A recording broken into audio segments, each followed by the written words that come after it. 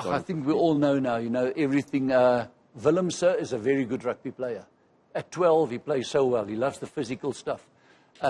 When you play 10, you've got to make a few tactical decisions. Your strategy has got to be clever and wise. And that's why I feel that often he lacked. And then even when Faf came on with 3 minutes to go, he needed possession, was the most important thing then, and he kicked it out.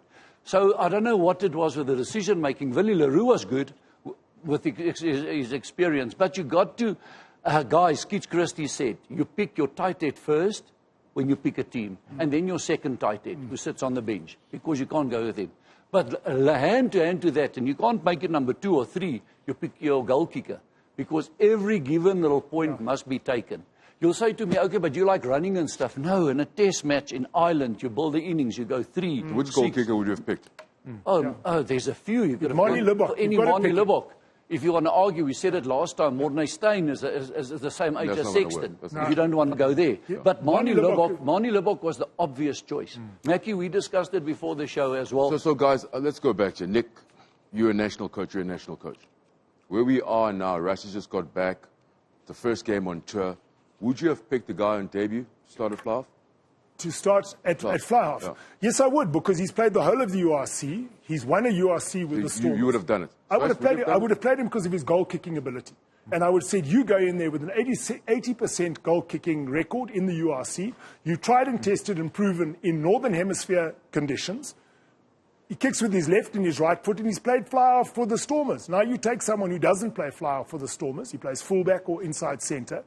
And just because he's been in the Springbok system, you play him at 10 because he's a good defender. And he can kick the ball out of hand high and long.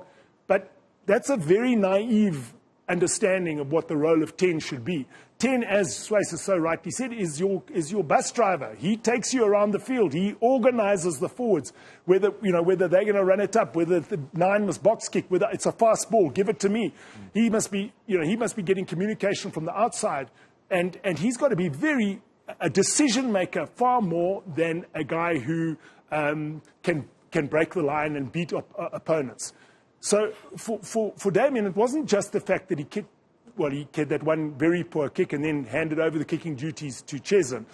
He made errors in that game which you shouldn't do as a 10. He mistouched from a penalty. We had a counter-attack, beautiful counter-attack opportunity with 7 minutes to go in the game, and he kicked it directly out. Now, those two things, we criticised Elton Jantjies for making those mistakes. So it's fair to criticise Damien Willems for doing the same. Just to cover a bit there for Damien as well. This policy of what they're doing lately, they play nothingness on, they work the ball to the middle of the field, which is brilliant to attack from. You've got 2 sides to attack.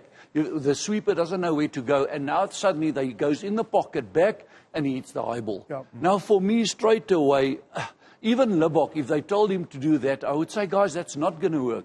So we've got to be very careful. I know it was mistakes he made, and it's strategy mistakes, and under pressure, and the crowds and everything is heavy. But we must be, it's more, there's more factors that come in here.